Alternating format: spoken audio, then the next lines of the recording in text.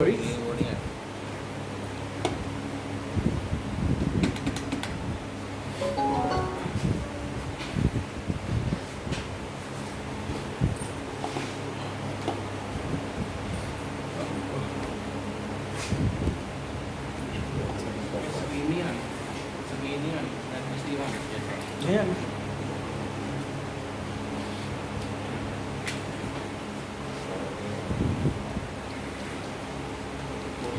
भाई जो हमारे प्रीवियस लेक्चर्स मिस हो गया ना, वो मेरा ख्याल आपके मिस हुए हैं, ऐसा ही है। स्टार्टिंग वाले कुछ लेक्चर्स मिस हुए हैं, वो आपके मिस हैं, आपके भी मिस हैं। आज मिर्ज़ा नहीं है आपके साथ? चलो कोई बात नहीं, उसको बोले यार छुट्टी ना करें, फिर प्रॉब्लम होती है।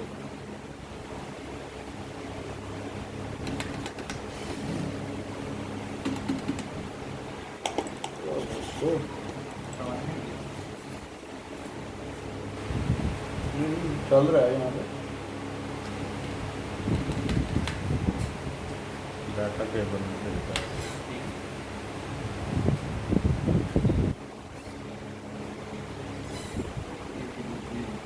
कुछ नहीं है।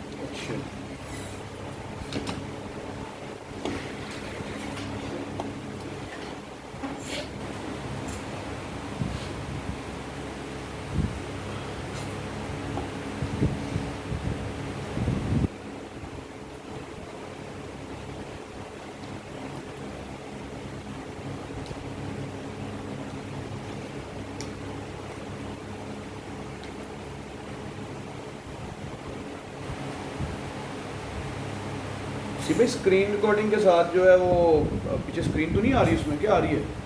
जो पहले जो कल वाला था उसमें वो ज़्यादा क्लोज था तो स्क्रीन कम आ रही थी।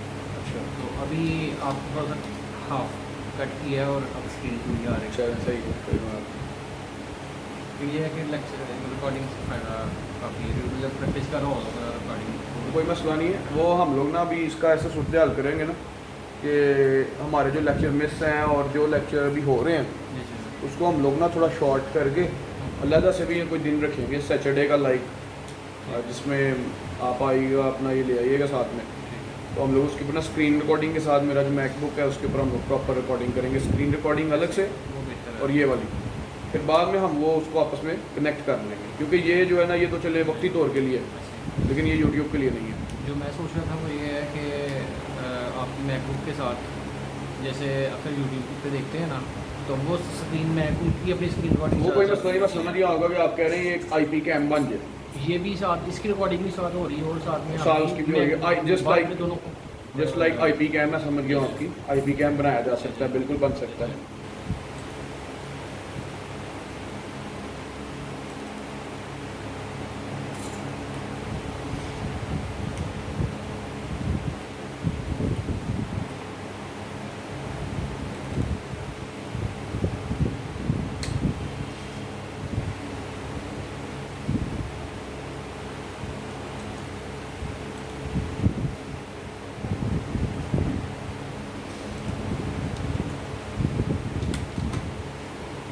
ओके सो हम लोग स्टार्ट करते हैं।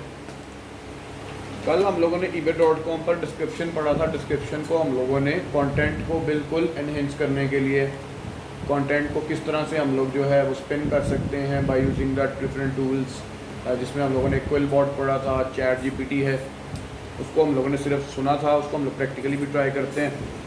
और उसके अलावा हम लोगों ने कल पढ़ा था कि जो मेन डिफरेंस है वो आइटम स्पेसिफिक्स और आइटम डिस्क्रिप्शन में क्या है। प्लस उसके अलावा हम लोगों ने बात की थी कि eBay पर जो फॉर्मेट्स हैं, सेलिंग फॉर्मेट्स, वो कितने तरह के हैं, और उन दोनों का जो फॉर्मेट्स है, जो मेनली दो फॉर्मेट्स जिनमें हमने पढ़े थे, जिसमें एक फिक्स प्राइस फॉर्मेट पढ़ा था और एक हमने पढ़ा था ऑप्शन स्टाइल फॉर्मेट। तो इन दोनों में मेजरली डिफरेंस क्या है और इनमें हम लोग इन दोनों को किस किस तरह से यूज़ कर सकते हैं।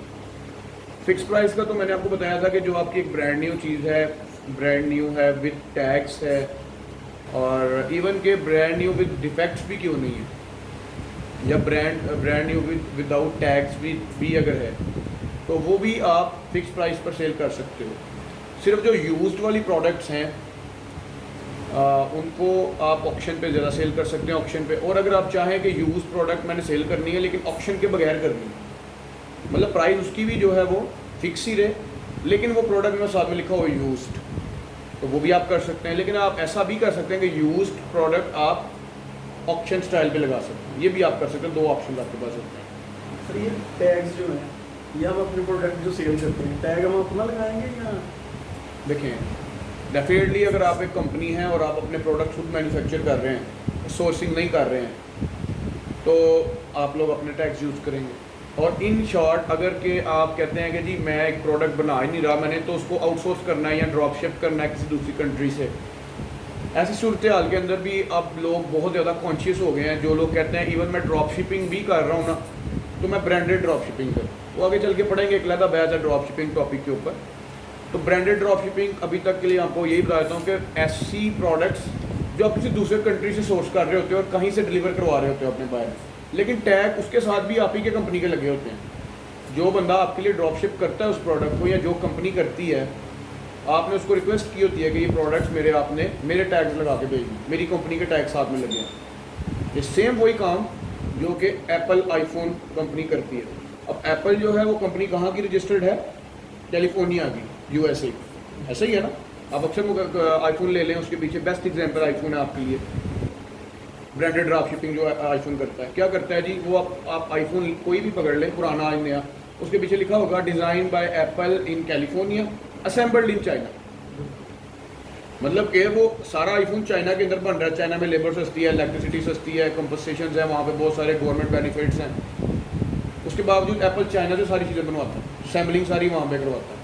उसके बाद उसकी पैकिंग शैकिंग करके वो सारा सामान USA चला जाता है, USA से फिर आके सारी जगह सारी कंट्रीज़ में डिस्ट्रीब्यूट होता है, या समटाइम्स चाइना से डायरेक्ट भी दूसरे कंट्रीज़ के अंदर एप्पल जो अपना फ़ोन बेचता है। लेकिन क्या एट द एंड हम लोग जानते किसको है?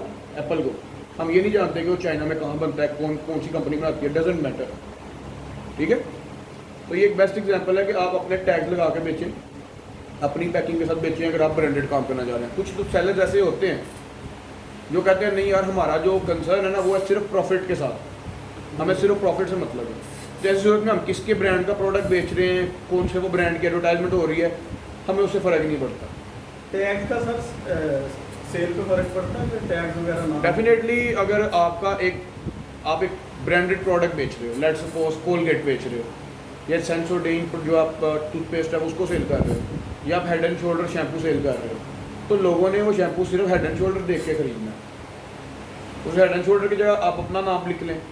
अगर कोई इसको जानता ही नहीं है तो उसको बहुत कम चांसेस हैं कि जो लोग उसको ट्राई करेंगे उस शैम्पू को। एक ऐसी प्रोडक्ट जो ऑलरेडी फेमस है, रैंक है, लोग जानते हैं उस ब्रांड को, तो लोग उसको ज़्यादा प्रेफर करते हैं। आपका ब्रांड अगर फेमस है तो आप उसको अपने नाम से सेल करते हो तो डेफिनेटली आपको उसको बेनिफिट मिलता है। अगर आपका ब्रांड बिल्कुल ही न्यू है, आप कहते हो मार्केट में सर हम तो आए ही आज हैं, हमने तो अपनी प्रोडक्ट ही आज लॉन्च की है, तो ऐसी सूरत हाल में आप लोगों को पहले अपनी ब्रांड डेवलपमेंट के ऊपर काम करना चाहिए। जो बंदा लॉन्ग टाइम के लिए मार्केट में सर्वाइव करना चाहता है उसको सबसे पहले अपनी ब्रांड डेवलपमेंट पे काम करना चाहिए। ठीक है, प्रॉफिट सबको चाहिए होता है, सब ऐसी सोच में होते हैं कि हम लोगों को प्रॉफिट मिले, लेकिन जो लॉन्ग टर्म प्लानिंग करनी होती है ना, वो अपने प्रॉफिट की तरफ नहीं देखते स्टार्टिंग में, वो देखते हैं अपनी ब्रांड डेवलपमेंट की तरफ कि हमारा ब्रांड थोड़ा सा फेमस हो जाए, अच्छे लेवल के ऊपर ग्रो कर जाए। उसके बाद जब सारे लोग हमारे ब्रांड को जानते होंगे तो डेफिनेटली उस वक्त हम प्रॉफिट कमा लेंगे। अभी हम लोग अपनी ब्रांड डेवलपमेंट पे काम कर लेते हैं। ब्रांड डेवलपमेंट में क्या है? एडवर्टाइजमेंट है, कस्टमर वैल्यू है, लो प्राइस के ऊपर आप चीज़ें सेल करते हो, डिफरेंट ऑफर्स लाते हो। जस्ट लाइक ये एग्जांपल आप समझ लें, कोई नया पिज़्ज़ा शॉप यहाँ पे ओपन होता है तो वो क्या डील चलाते हैं जी, एक के साथ एक pizza free, buy one get one free, या buy one get two free, ऐसे पिज़्ज़े वाले भी हैं। तो क्यों ऐसा करते हैं? अपने कस्टमर्स बनाने के लिए, अपना पिज़्ज़ा लोगों को खिलाने के लिए। ताकि हम लोग के पास वो आएँ, वो टेस्ट करें, उनको क्वालिटी का मज़ा आए पीछे को, और दोबारा से फिर वो हमारे पास आएँ, उनको मार्केट में रैंक करने के लिए। उनको अपने आप को मार्केट में रैंक करने के लिए, ऐसे कह लें आप। तो वो अपनी इसको इन शॉर्ट हम लोग एडवर्टाइजमेंट कहते हैं, एक के साथ एक फ्री, एक के साथ दो फ्री, ठीक है। वो शायद बीच में अपना लॉस भी कर रहे हो, एडवर्टाइजमेंट में लोग करते हैं लॉस, एडवर्टाइजमेंट पे अपनी बर्निंग करते हैं लोग, लेकिन उनको पता होता है कि एडवर्टाइजमेंट पे हम लोग जितना बर्न करेंगे उतना ही प्रॉफिट हमने लॉन्ग टर्म के अंदर कमा लेना। इसकी एग्जांपल इसी तरह से है अमेजोन और ईबे के लिए, कि आपकी एक प्रोडक्ट है जो आप लोग $10 की बेच रहे हो, कोई भी प्रोडक्ट हो सकती है ना, माउस हो सकता है, कीबोर्ड हो सकता है, आप $10 का बेच रहे हो, मार्केट के अंदर उस प्रोडक्ट की जो प्राइस है वो $15 से कम है ही नहीं, आप अकेले ही हो जो $10 की बेच रहे हो। प्राइस एंड से आपकी प्रोडक्ट सबसे कम आ गई, लोएस्ट प्राइस आ गई, मतलब कि ईबे और अमेजोन आपको प्रेफरेंस देगा प्राइस पे आपको एज है, क्या आपसे लो मार्केट में अंदर कोई भी नहीं। आपको भी पता है इतने में ये प्रोडक्ट मिल ही नहीं सकती 10 में, लेकिन मैं 10 की बेच रहा हूँ। क्यों बेच रहा हूँ? मैंने अपनी प्रोडक्ट को रैंक करना, अपना ब्रांड रैंक करना, ब्रांड डेवलपमेंट करनी, ये मेरी बर्निंग है। मैं फी पीस के पीछे $3 $4 की जो है लॉस खा रहा हूँ, कोई बात नहीं। उस वक्त आप एडवर्टाइजमेंट कर रहे हो, वो आपकी एडवर्टाइजमेंट हो रही है, ठीक है। ब्रांड डेवलपमेंट के लिए इन शॉर्ट आपको एडवर्टाइजमेंट बड़ी अच्छी करनी पड़ती है, फिर उसके बाद आपको अपनी स्ट्रेटजीज अपनानी पड़ती हैं बहुत सारी डिफरेंट, ठीक है। अपने कंपेटिटर्स को देखना पड़ता है कि आपके मुकाबले पर जो ये माउस कीबोर्ड बेच रहा है उनकी क्या स्ट्रेटजी है एडवर्टाइजमेंट। वो फेसबुक पे कर रहे हैं, इंस्टाग्राम पे काम कर रहे हैं, वो अपनी यहाँ पे लोकल वर्कशॉप्स कर रहे हैं, वो स्कूल्स के अंदर जा रहे हैं, वो कॉलेजेस के अंदर जा रहे हैं, अपने जाकर वो स्टॉल्स लगा रहे हैं, वो क्या कर रहे हैं। उसमें आप लोगों को स्ट्रेटजीज को अपनाना पड़ता है, अपनी को स्ट्रेटजीज बनानी पड़ती हैं। एडवर्टाइजमेंट तो ठीक है आप करेंगे, साथ में आप अपनी लॉन्ग टर्म स्ट्रेटजी भी सोचेंगे कि मैंने हर महीने के अंदर 2 प्रमोशंस करने हैं, या 1 महीने के अंदर मैंने 1 दिन ऐसा रखना है जिसमें मैंने खाली गिव अवेज करने हैं, मतलब फ्री देना है सबको। अब आप देख लें कोई जूस कंपनी, कोई आइसक्रीम कंपनी, कोई इस तरह की चीज़ आएगी ना, या नई कोई कोल्ड ड्रिंक कंपनी आएगी, आप ये चीज़ नोट कर लीजिएगा। उन्होंने डिफरेंट जगहों पे अपने स्टॉल्स लगाए होंगे, वो आपको कोई ना कोई गेम रख देंगे, आप वो गेम प्ले करेंगे, आपको विनिंग के तौर पे वो आपको फ्री कोल्ड ड्रिंक दे देंगे, फ्री आइसक्रीम दे देंगे। असल मकसद आपको गेम खिलाना नहीं है, असल मकसद है आपको फ्री में चीज़ खिलाना। क्लियर है? तो ये एडवर्टाइजमेंट स्ट्रेटजी है जो आप फॉलो करेंगे इन द लॉन्ग रन। ये आगे चल के हमारी जब डिजिटल मार्केटिंग हम कोर्स करेंगे उसमें तो हम बहुत थारोली इसको पढ़ेंगे, बड़े अलग तरीके से मैं आपको डिजिटल मार्केटिंग करवाऊंगा कि आपको बहुत सारी चीज़ों का इसमें पता चलेगा। एनीवेज आगे चलते हैं, हम लोग चलते हैं जी। हम लोगों ने लास्ट टाइम पढ़ा था जी लिस्टिंग में डिस्क्रिप्शंस। हम लोग अपना वो अकाउंट ऑन कर लेते हैं। तो हम लोगों ने कल पढ़ा था जी सेलिंग में हम लोग गए। सेलिंग में जाने के बाद लिस्ट एंड आइटम पे हम लोगों ने क्लिक किया, तो हम लोग डायरेक्टली चले गए ईबे के सेलिंग डैशबोर्ड पे, जहाँ पे ये ऑलरेडी 2 आइटम था जो हमने ड्राफ्ट किए हैं, जिनके ऊपर हम काम कर रहे थे। हम इसी को रिज्यूम कर लेते हैं। जैसे ही हमने इसको रिज्यूम किया तो वी कैन सी कि यहाँ पे हमें फ़ोटोज़ और वीडियोज़ लगाने की ऑप्शन आ गई। टाइटल जो कि हम लोगों ने सीख लिया था किस तरह से हम by using the keywords and phrases title बनाते हैं, जिनका ये लेक्चर में सब रिपीट हो जाएगा। तो उसके बाद कैटेगरी। जब आप लोग एक बेस्ट टाइटल लगा लेते हैं ना, तो ईबे खुद इस चीज़ को डिटरमाइन कर लेता है, इस चीज़ को खुद ही समझ लेता है कि आप लोग कौन सी प्रोडक्ट सेल कर रहे हो और वो किस कैटेगरी में बेस्ट आनी चाहिए। ठीक है, इसकी एग्जांपल इस तरह से आप लोग समझ लें कि आप लोग कोई किचन का सामान लगा रहे हैं, लेट्स सपोज किचन नाइफ का आपने टाइटल लगा लिया, तो ईबे ने खुद ब खुद उसको देख लेना है कि किचन की कौन सी कैटेगरी के अंदर ये प्रोडक्ट है, नाइफ कैटेगरी में आता है।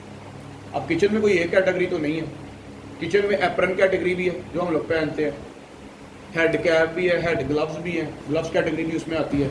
उसके बाद किचन के अंदर इलेक्ट्रॉनिक्स का सामान है, वो एक डिफरेंट आता है, जूसर मशीन वगैरह ये चीज़ें। उसके बाद आपकी जो है किचन के अंदर वो फ्रिज भी आती हैं, डिश वॉशर भी आता है, प्लेट्स भी आ जाती हैं, किचन प्लेट्स, स्पून्स भी आ जाते हैं।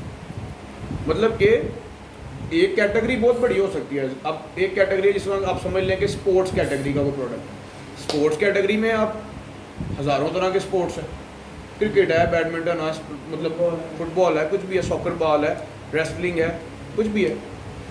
तो ये तो हो गई मेन कैटेगरी स्पोर्ट्स। इसके अंदर आपका प्रोडक्ट किस सब कैटेगरी के अंदर रिलाई करता है इस चीज़ को आप लोगों ने बिल्कुल चेक कर। अब जैसे कि ये प्रोडक्ट मैंने लिखा था टोट बैग। टोट बैग कौन सा होता है? हैंडल वाला बैग जिसके अंदर हैंडल लगा होता है। नॉर्मली इनको हम लोग टोट बैग कहते हैं। उसमें वो लेदर का भी हो सकता है, वो कॉटन का भी हो सकता है, वो कपड़े का भी हो सकता है, कैनवस का भी हो सकता है। तो हम लोगों ने इसमें क्या लिखा था जी? Leather bag. तो डेफिनेटली ईबे ने जो उसको देखा कि ये क्लॉथिंग एंड शूज़ कैटेगरी के अंदर आ रहा है, ये product clothing shoes and accessory के अंदर वुमेंस कैटेगरी के अंदर आ रहा है। वुमेंस कैटेगरी के अंदर कौन सी कैटेगरी है? Women bags and hand bags. जो मेन कैटेगरी होगी इसको हम लोग कहेंगे मेन कैटेगरी। इसके अंदर जो सी कैटेगरी का प्रोडक्ट होगा उसको हम लोग सब कैटेगरीज कहते जाएंगे। वुमेन सब कैटेगरी है, वो वुमेन के अंदर women bags and hand bag ये सब कैटेगरी है। मेन कैटेगरी ये है जिसके अंदर वो प्रोडक्ट आता है। तो कल को अगर मैं आपसे ये क्वेश्चन करूँ कि ये एक बुक है, ये किस कैटेगरी में आती है, तो कैटेगरी का आपको जो है वो पता होना चाहिए, सब कैटेगरी का भी आपको आइडिया होना चाहिए कि ये किस सब कैटेगरी के अंदर ही प्रोडक्ट आएगी। एक मिसाल देता हूँ, आप लोग करते हैं साइकिलिंग ग्लव्स को लिस्ट, साइकिलिंग ग्लव। अब साइकिलिंग ग्लव किस मेन कैटेगरी का प्रोडक्ट है जी? किसका? हाँ जी, किसका? साइकिलिंग ग्लव मेन कैटेगरी का प्रोडक्ट। साइकिलिंग ग्लव की मेन कैटेगरी क्या होनी चाहिए? स्पोर्ट्स होनी चाहिए। स्पोर्ट्स के अंदर आपका कौन सा आना चाहिए कैटेगरी? साइकिलिंग।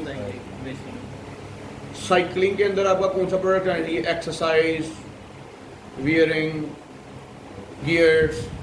साइकिलिंग के अंदर भी कोई एक चीज़ तो नहीं है ना, साइकिलिंग के अंदर साइकिल के पार्ट्स भी हो सकते हैं। जिम के लिए वो इसी में आएंगे स्पोर्ट्स।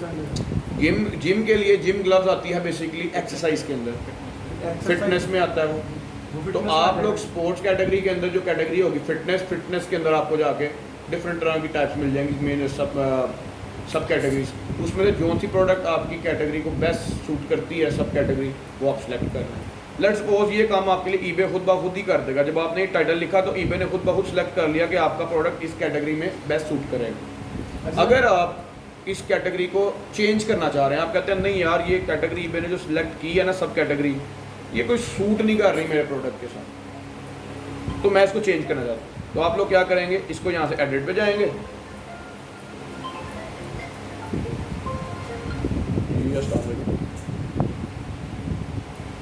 मैं थोड़ा सा मसरूफ हूँ, एक जगह पे आया हूँ, थोड़ा टाइम लग जाना। मैं तकरीबन आऊँगा 7 साढ़े 7 बजे तक, 7 साढ़े 7 बजे तक।